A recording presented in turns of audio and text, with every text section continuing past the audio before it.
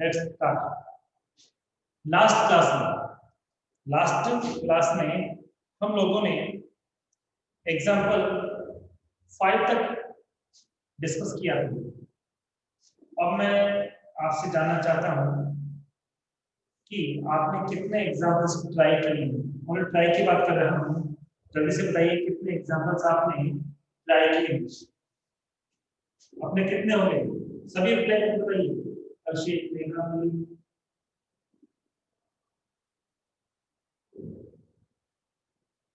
Fifth हो चुका था अपना, फिफ्थ क्वेश्चन अपना कंप्लीट हो चुका था।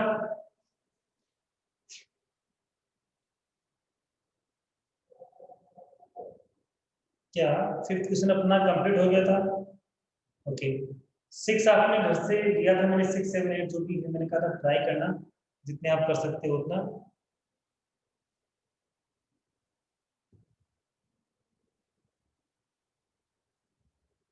सिक्स में क्या आपको कोई प्रॉब्लम आई है? क्वेश्चन नंबर 6 में क्या आपको कोई प्रॉब्लम आई है? वेरी गुड, अभिषेक को नहीं देखा। Any doubts in question number 6? Very good Abhishek,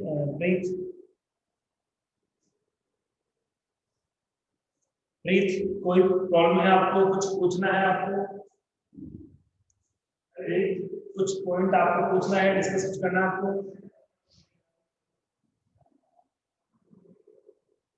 okay, it means 6 में किसी को कोई प्रॉब्लम नहीं है।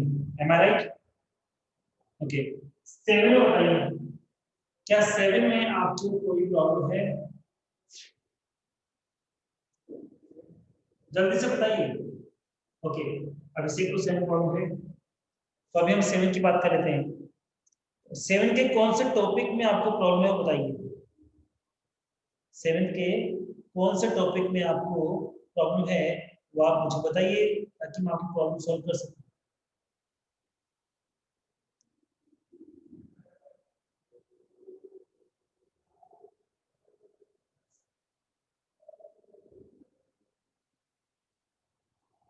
पार्टनर्स कैपिटल अकाउंट में। ओके, हाँ मेघा, आपको किसमें प्रॉब्लम है बताइए।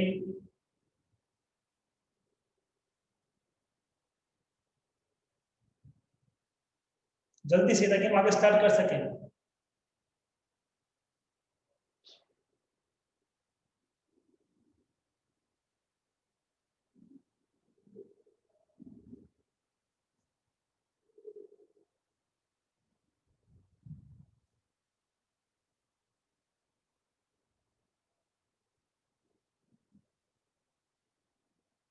चलो मैं बताता हूँ, पूछता हूँ।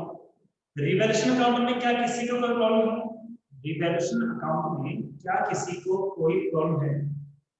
पहले इसका रिप्लाई कीजिए। नहीं है तो मैं सीधा पार्टनर्स कैपिटल अकाउंट को ला रहा हूँ। Partners capital account. Okay, partners capital account. पहले करना समझने के पॉइंट को मैं सब कुछ आपको स्टार्टिंग से समझा रहा हूँ। पार्टनर्स कैपिटल अकाउंट, सबसे पहले जब भी हम पार्टनर्स कैपिटल अकाउंट बनाते हैं, हमारी जो फर्स्ट नीड है होता है बैलेंस ब्रॉट डाउन। सबसे पहले हमारी जो नीड होती है वो कि balance brought down. Okay, in this question how much amount? In this question how much amount by balance BD. तो यहाँ पर जो बैलेंस अपने पास ऑलरेडी गिवन है, यहाँ पर जो अपने पास बैलेंस गिवन है पी और क्यू का, P and Q, and R is new part. Amount of capital of P and Q 85,000 and 45,000। 85,000 and 45,000, यही है इसका 40। ओके, ये तो आपको पता ही है किस तरह से लिखते हैं, इसमें तो कोई आपको डाउट है नहीं। ओके, आगे हम बात करते हैं कि किस तरह से करना चाहिए इसको। अब मैंने कहा था ब्रो डाउन के बाद जो नेक्स्ट वर्क अपना होता है वो होता है कि एक न्यू पार्टनर कितनी एडिशनल कैपिटल कंट्रीब्यूट कर रहा है। एक न्यू पार्टनर है कितनी कैपिटल कंट्रीब्यूट कर रहा है। तो यहाँ पे इस क्वेश्चन की बात करें, इस क्वेश्चन के अंदर कितनी कैपिटल कंट्रीब्यूट कर रहा है बताइए जल्दी से। इस क्वेश्चन में न्यू पार्टनर कितनी कैपिटल कंट्रीब्यूट कर रहा है।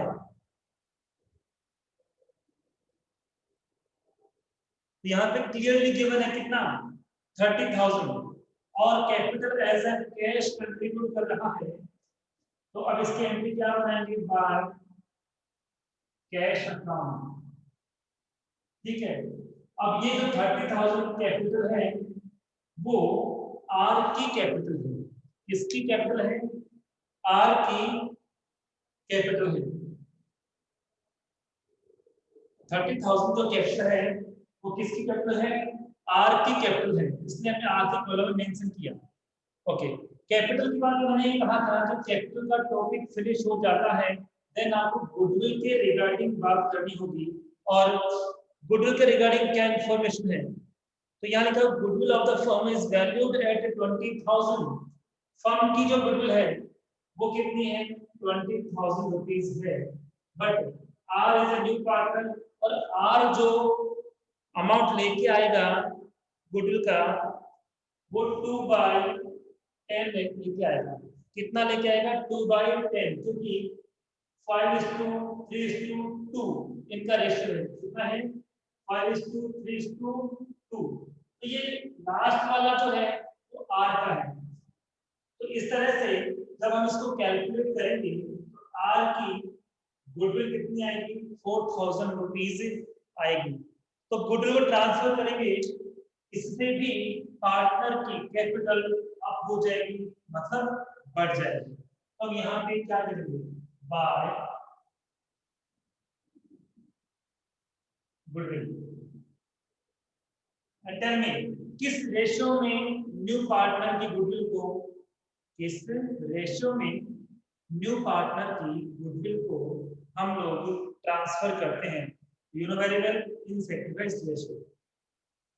अब इस क्वेश्चन में सैक्रिफाइस गिवन है या फिर कैलकुलेट करना होगा। तो यहाँ पे 5, यहाँ देखिए 5:3:2, ये तो कौन सा रेशियो है?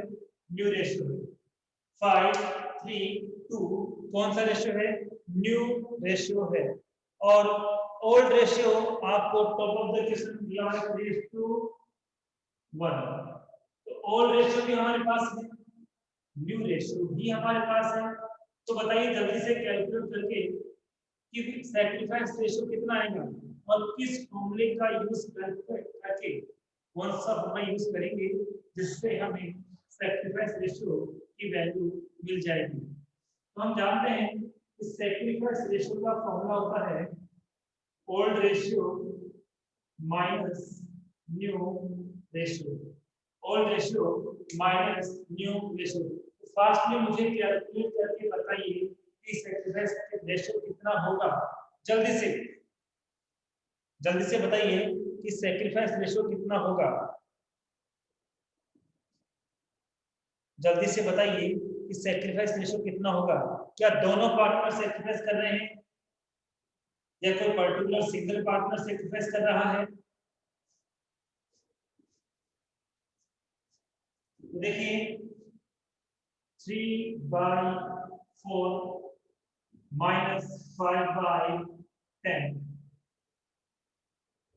1/4 minus 3/10। ठीक है, एलसीएम लेंगे, तो एलसीएम कितना आ गया? 20 आया। 4 5 का 25 को से मल्टीप्लाई करेंगे तो 15 आएगा। इसको हम करेंगे 2 को इसको इनको करेंगे तो कितना आएगा? 10। तो 5/20।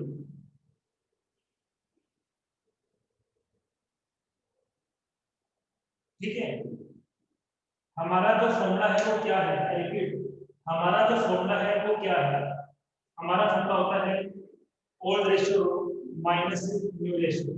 ओल्ड रेशियो गिवन है, इस क्वेश्चन में ओल्ड रेशियो कितना गिवन है, तो आप क्वेश्चन के सबसे ऊपर देखना 3:1 कितना गिवन है, 3:1 गिवन है। अब देखो यहाँ पर ध्यान देना, 3:1 का मतलब 3/4 और इसका 1/4, न्यू रेशियो 5:2 है, एलसीएम लिया 20 आ गया, 4/5 कर दिया, 5 से मल्टीप्लाई किया 15 आ गया, 2 पे 7 मल्टीप्लाई किया 10, 5/20 यहाँ चेक करते हो 20 आएगा, 5 को करेंगे तो 5, 20 से डिवाइड, 20 को 4 से डिवाइड करेंगे 5, यहाँ तो 5 है जाएगा, यहाँ कितना जाएगा 5, ध्यान रखना इंपॉर्टेंट क्वेश्चन है। बट यहाँ पर कितना आएगा, अब देखिए यहाँ पे मैट्रिक्स चेंज हो रहा है, यहाँ पे कितना आएगा 2 10 6 हो जाता है, -1/20 आ रहा है, तो आई थिंक इसी वजह से आपको प्रॉब्लम भी आएगी। सैक्रिफाइस रेशियो नहीं है अभी, इतने सैक्रिफाइस तो केवल कौन कर रहा है, सैक्रिफाइस केवल कौन कर रहा है, ए सैक्रिफाइस कर रहा है, बी सैक्रिफाइस नहीं कर रहा है, बल्कि बी को तो गेन हो गया, बी को गेन हो गया, कैसे हुआ देख लेते हैं, यहाँ जाइए, ए का पहले यानी ओल्ड से कितना रहा था, इसके बाद 50 रहा था, और न्यू कितना रहा है 10, तो पहले 50 था अब 10 है, तो कितना कम हो गया 5, इसको तो सैक्रिफाइस करना पड़ा। तो यहाँ देखिए इसका इस 1 के हिसाब से जब ओल्ड रेशियो देख रहे हैं 5 आ रहा है और न्यू रेशियो का 6 आ रहा है, इसका मतलब इसने सैक्रिफाइस नहीं किया, इसको गेन हो गया। देखिए जब सैक्रिफाइस रेशियो नेगेटिव आता है, जब सैक्रिफाइस रेशियो नेगेटिव आता है, इट मींस वहां पर सैक्रिफाइस नहीं है, वहां हमें क्या हो रहा है, गेन हो रहा है। क्या ये बात समझ में आ गई है? रिपीट, सैक्रिफाइस रेशियो नेगेटिव है तो वो सैक्रिफाइस रेशियो नहीं होगा, वो गेन रेशियो होगा। क्या ये बात आपको समझ में आ गई है? जल्दी से रिप्लाई करके बताइए। ओके, अब इसका इफेक्ट क्या पड़ेगा वो चेक कर लेते हैं। अब इसका इफेक्ट क्या पड़ेगा मैं आपको रूटीन बताता हूँ और एंट्री के थ्रू बता रहा हूँ। मैं गुडविल की सारी एंट्री अब आपको बता रहा हूँ। फर्स्ट एंट्री क्या होगी, cash account debit to goodwill, लेकिन वो एंट्री पार्टनर्स कैपिटल अकाउंट को इफेक्ट नहीं करेगी क्योंकि इसमें कैपिटल अकाउंट इफेक्ट नहीं हो रहा है। और नेक्स्ट एंट्री ट्रांसफर करने की करते हैं, तो एंट्री क्या होती है, गुडविल अकाउंट डीआर टू, केवल किसको ट्रांसफर करेंगे, पीस कैपिटल, किसको ट्रांसफर करेंगे, पी को ही ट्रांसफर करेंगे और किसी को ट्रांसफर नहीं करेंगे, तो किसी एड्रेस केवल पी को हुआ है। तो गुडविल कितनी 4000, कंप्लीट किसके बाद ये 4000, ठीक है। पर एक मिनट आपके सामने ये भी तो आया है, यहाँ पर जो आपका क्यू है उस क्यू को क्या होगा, गेन हो गया, तो फर्म क्या करेगी, किसी भी पार्टनर को एक्चुअली लॉस होने नहीं देती। जब कोई न्यू पार्टनर आ रहा है सबको इक्वल लेके चलती है, तो क्या होगा कि नए पार्टनर के आने से जब क्यू को से गेन हुआ है तो उससे भी उतना अमाउंट लिया जाएगा और किसको दे दिया जाएगा, पी को दे दिया जाएगा, किसको दे दिया जाएगा, इतने जिसको गेन होता है उससे भी तो लेते हैं। इस बात को बिल्कुल प्रॉपर वे में माइंड सेट करना, जिससे जिसको गेन हुआ है उससे लेते हैं और जिसने सैक्रिफाइस किया है उसको हम लोग लेते हैं। Is it clear? I repeat, जिसको गेन हुआ है उससे हमें लेना होता है और जिसने सैक्रिफाइस किया है उसको देना होता है। तो यहाँ पे मैं पहले आपको सेपरेट एंट्री के थ्रू बता रहा हूँ, फिर कंबाइंड एंट्री के थ्रू भी बताऊंगा। तो किससे लेना है, जिसको गेन हुआ, और गेन किसको हुआ, क्यूज कैपिटल अकाउंट डीआर, किसको सैक्रिफाइस हुआ, पी को सैक्रिफाइस हुआ, इज कैपिटल। अब कितना हुआ तो बात करते हैं कि कितना अमाउंट हम उससे लेंगे। तो सबसे पहले मुझे ये बताओ, अभी हमने किया था कि फर्म की टोटल गुडविल कितनी है। How much amount of total goodwill of the firm, how much amount of total goodwill of the firm, जल्दी बताइए। अभी थोड़ी देर पहले मैंने आपको बताया था फर्म की गुडविल का अमाउंट कितना है, बताइए। 20,000 है, कितना है 20,000। और उसको गेन कितना हुआ था 1/20 का गेन हुआ था। कितना गेन हुआ था 1/20 का उसको गेन हुआ था। कितने का गेन हुआ था 1/20 का। तो इसका मतलब कितने का बेनिफिट हुआ उसको 1000 का। कितने का गेन हुआ उसको 1000 का उसको गेन हो गया। तो जो 1000 गेन हुआ वो उससे हम लेंगे और किसको देंगे वो हम देंगे। आई रिपीट, जिसको गेन होता है उसकी कैपिटल से हम लोग विड्रॉ करते हैं, उसकी कैपिटल को रिड्यूस करते हैं, तो उसे लेना है। जिसने सैक्रिफाइस किया उसको हमें देना है, इसलिए उसकी कैपिटल को अप करेंगे। ऐसा ऑलवेज करेंगे जब सैक्रिफाइस रेशियो नेगेटिव आएगी। क्या ये बात समझ में आ गई? अब पहले मैंने कहा मैं आपको सेपरेट सेपरेट समझाऊंगा। ये वाले इंटर यहाँ से आ जाए, यहाँ पर अमाउंट कंप्लीटली इसके कॉलम में जाएगा, यहाँ से अमाउंट जो कंप्लीटली पी के कॉलम में जाएगा, इसके कॉलम में जाएगा, पी के कॉलम में जाएगा, क्यू के कॉलम में नहीं आएगा क्योंकि क्यू ने कोई सैक्रिफाइस नहीं किया है। बट अब ये एंट्री भी तो होगी। अब ये एंट्री आपके न्यू एंट्री है, ये वाली एंट्री आपके लिए न्यू एंट्री है, ठीक है। आई थिंक आपको एंट्री नहीं दिख रही होगी, इसमें ऊपर लग गया था उस एंट्री को। देखिए एंट्री क्या होगी, please capital account DR2 use capital account DR2 please capital account. Amount अभी हमने कैलकुलेट किया था कि कितना गेन हुआ था उसको 120 हुआ था। कितना गेन हुआ था 120। इस एंट्री को किस तरह से पार्टनर्स कैपिटल अकाउंट में शो करना है, रिपोर्ट करना है, वो ध्यान से समझना। ओके, अब देखिए एक रूल बताने जा रहा हूं। हम कोई भी एंट्री पास करते हैं और एंट्री डेबिट साइड और क्रेडिट साइड दोनों ही कैपिटल अकाउंट को इफेक्ट कर रही है। आई रिपीट, जब हम कोई एंट्री पास करते हैं और वो एंट्री डेबिट साइड में और क्रेडिट साइड में भी पार्टनर्स कैपिटल अकाउंट को इफेक्ट करती है, तो ऑलवेज कॉन्ट्रा एंट्री की जाती है। कौन सी एंट्री की जाती है? कॉन्ट्रा एंट्री की जाती है, विपरीत प्रविष्टि की जाती है। कैसे? फर्स्ट मेरा क्वेश्चन है, कॉन्ट्रा एंट्री पार्टनरशिप में कब की जाती है? जब डेबिट साइड और क्रेडिट साइड दोनों ही पार्टनर्स के अकाउंट को इफेक्ट करती है, तब कॉन्ट्रा एंट्री करते हैं। अब मैं आपको ये एक्सप्लेन करूंगा, ये समझाऊंगा किस तरह से कॉन्ट्रा एंट्री की जाती है। तो कॉन्ट्रा एंट्री में क्या होता है, जैसे एंट्री अपनी साइड में ही जाएगी जहां एक्चुअली उसको जाना होता है। टू में कौन है? टू में कौन है? पीस कैपिटल बनेगा 2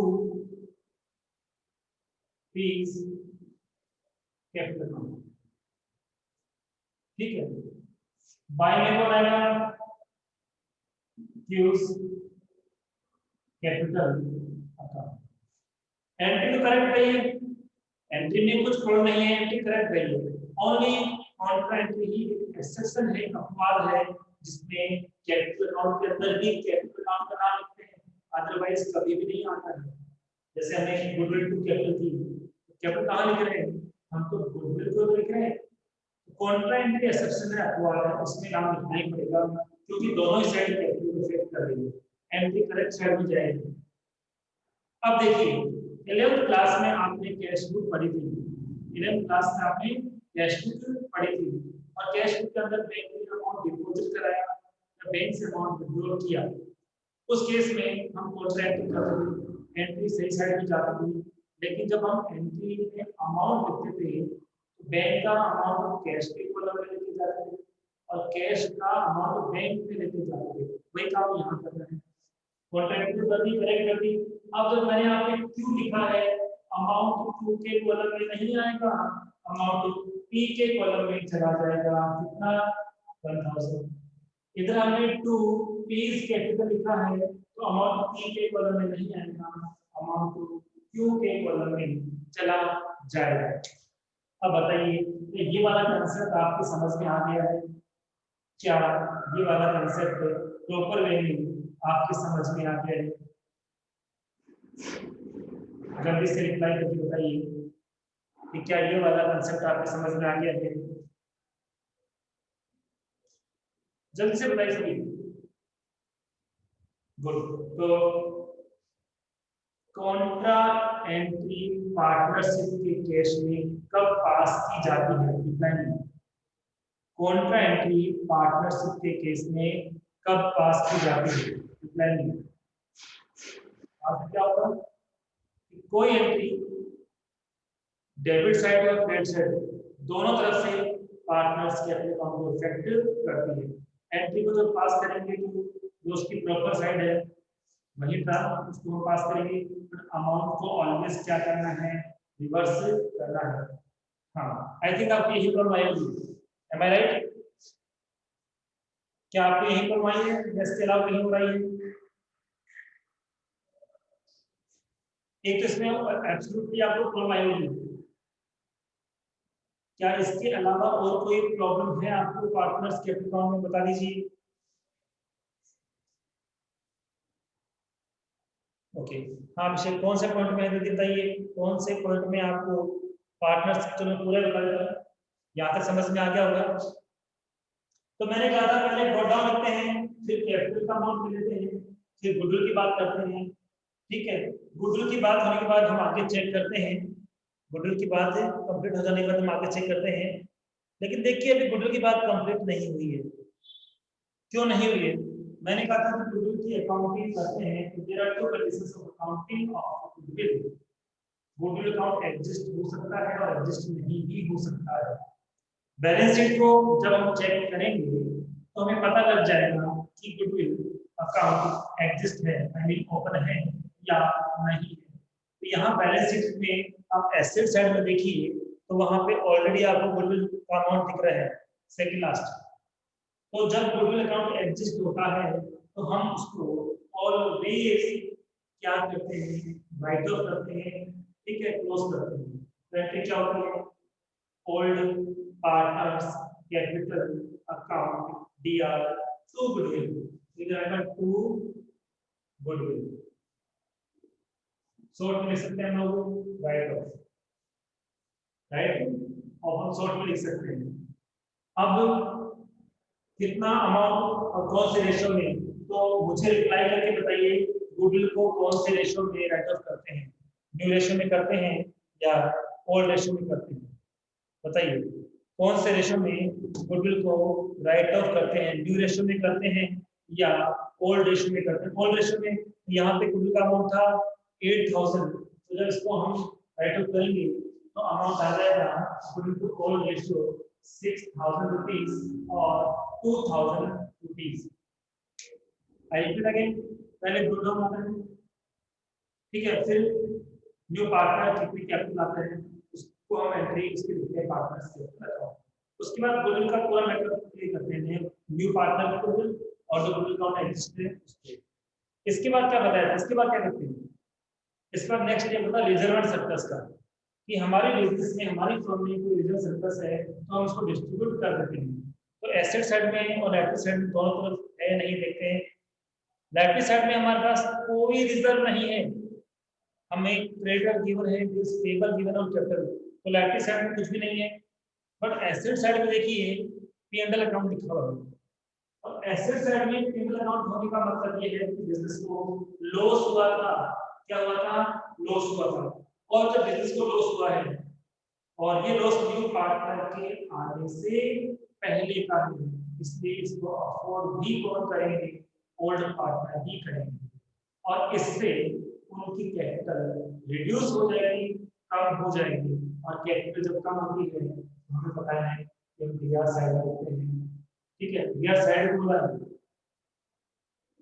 ठीक है, तो किस नाम से लिखेंगे बताइए? P and L account. अब जो लॉस था, रिटेन्ड लॉस जो था बैलेंस शीट में, उसका अमाउंट कितना है? बैलेंस शीट में जो लॉस था वो कितना है?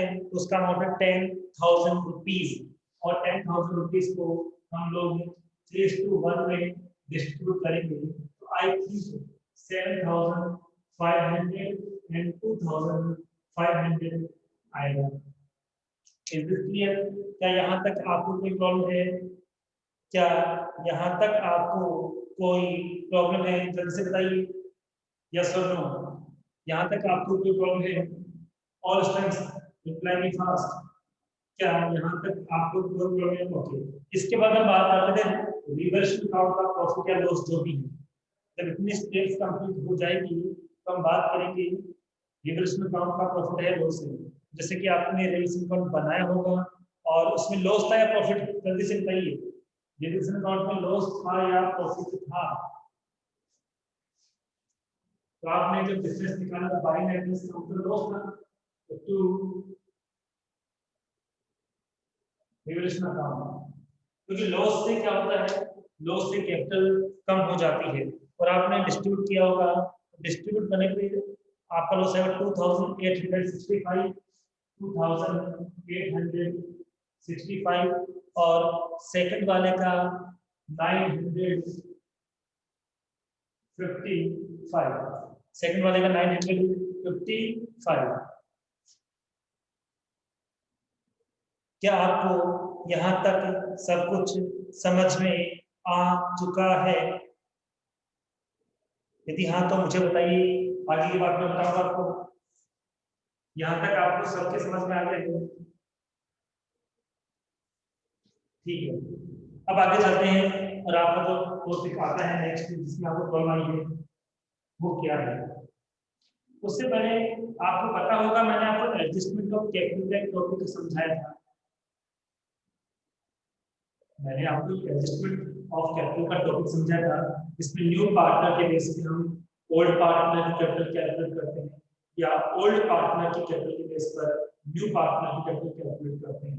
मैंने कहा था कि ओल्ड पार्टनर की कैपिटल के बेस पर, ओल्ड पार्टनर की कैपिटल के बेस पर न्यू पार्टनर की कैपिटल कैलकुलेट केवल उस कंडीशन में करते हैं जब न्यू पार्टनर की कैपिटल गिवन ना हो। और न्यू पार्टनर की कैपिटल के बेस पे हम ओल्ड पार्टनर की कैपिटल को एडजस्ट तब करते हैं जब फर्स्ट थिंग न्यू पार्टनर की कैपिटल गिवन हो, एंड सेकंड थिंग क्वेश्चन में इसके लिए आस्किंग हो, कहा गया हो। उसी केस में हम लोग कर सकते हैं, अदरवाइज हम लोग एडजस्टमेंट नहीं करते हैं। तो यदि हम यहाँ पे क्वेश्चन में पढ़ें तो I think according to adjustment कुछ इंफॉर्मेशन गिवन होगी।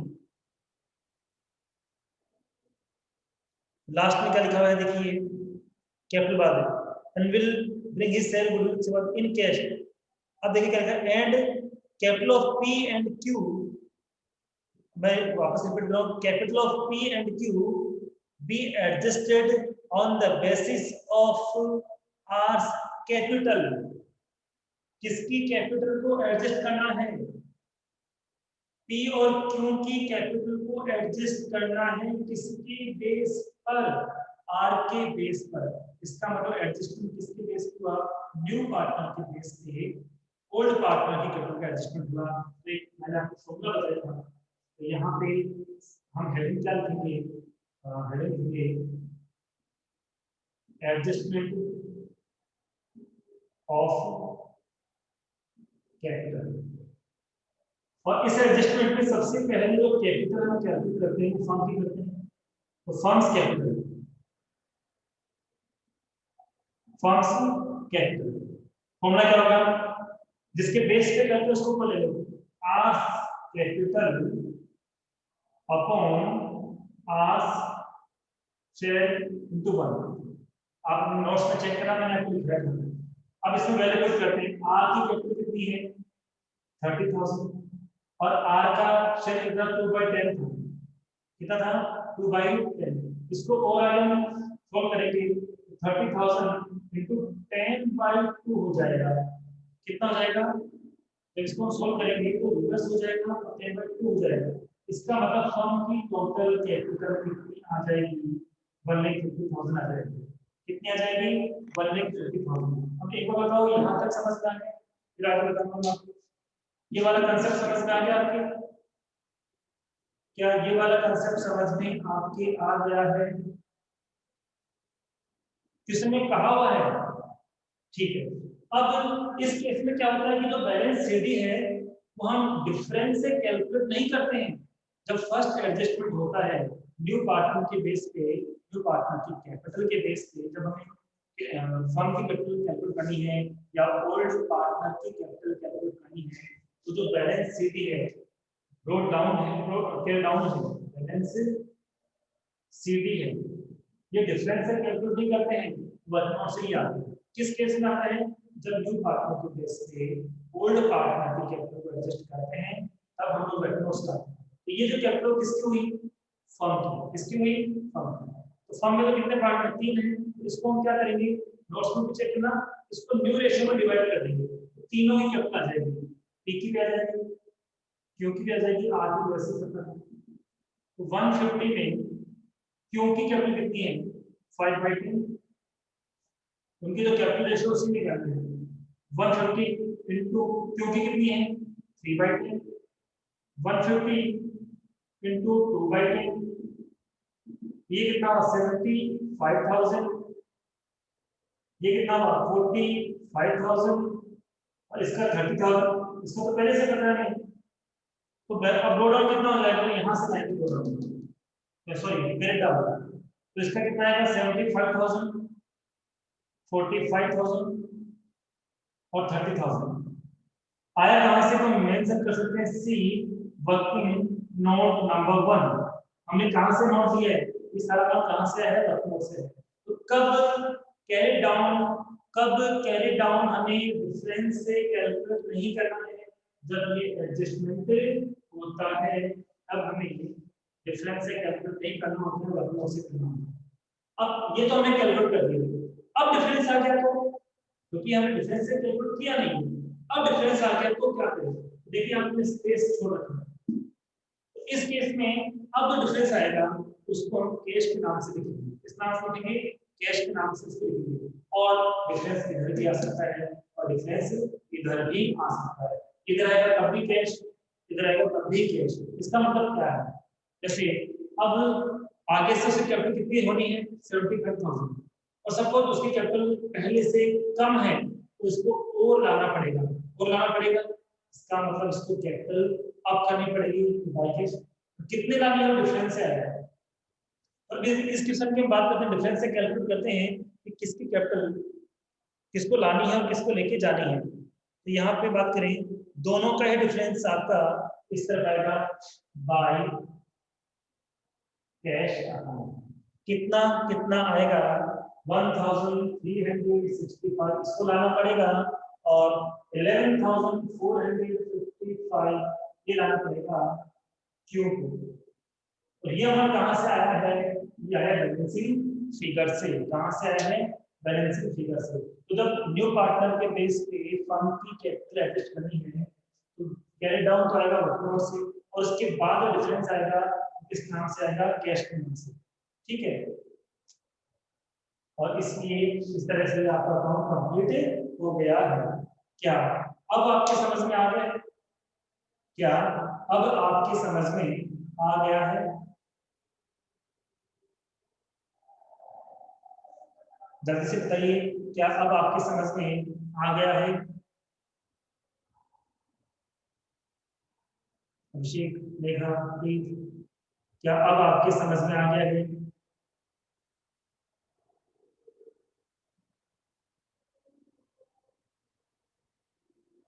गुड। तो ये एडजस्टमेंट कब करना है? दो कंडीशन बताई थी, न्यू पार्टनर की कैपिटल गिवन हो और एडजस्टमेंट के लिए किसमें मेंशन हो। और इस केस में कैरी डाउन डिफरेंस से नहीं आएगा, वर्कलोड से आएगा। डिफरेंस से क्या आएगा? कैश आएगा। या फिर क्वेश्चन में खुद भी दे सकता है कि डिफरेंस को क्या मानना है, तो उसी के अकॉर्डिंग काम करना है। अब आप इस क्वेश्चन को आई थिंक कर पाओगे। और तो कोई प्रॉब्लम नहीं होगी आपको? और तो कोई आई थिंक प्रॉब्लम नहीं होनी चाहिए आप लोगों को, समझ में आ गया है आपके? तो कल आप इससे आगे बढ़ोगे, आगे करोगे आप,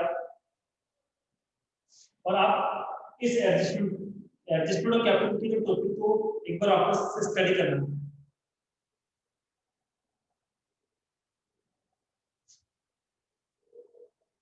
हाँ, और कोई वैसे कोई प्रॉब्लम नहीं है। तो आप क्या करोगे, सबसे पहले एडजस्टमेंट ऑफ कैपेबिलिटी टॉपिक को स्टडी करना, फिर आप आगे भी करोगे। ठीक है, ये 7 था, 10 तक ट्राई करना है कंप्लीट करने की, और इतना स्लो क्वेश्चन में प्लीज ना चले तो ठीक रहेगा, ना हमको काफी स्लो हो जाएंगे। करते हैं हर हाल में करना है, डायरेक्टली वही टॉपिक पूछना। जैसे आज आप कहते सर ये कहाँ से आया आप बता दो, आगे पूछते सर ये कैश कहाँ से आया ये बता दो। तो जो चीजें आपको आती है ये पता है, ये पता है, मतलब जो पता है उसको हम डिस्कस नहीं करेंगे, डायरेक्टली उसको डिस्कस करेंगे जो आपको नहीं आ रहा है, तो आपको कॉन्फिडेंस आएगा, पढ़ने में इंटरेस्ट बना रहेगा। आई बात समझ, मतलब डायरेक्टली मतलब सिर्फ पार्टनर्स के फॉर्म में या रिलेशन फॉर्म में ये कैसे आई इसको आप एक्सप्लेन कर दो, कोई प्रॉब्लम नहीं है, मैं एक्सप्लेन कर दूंगा।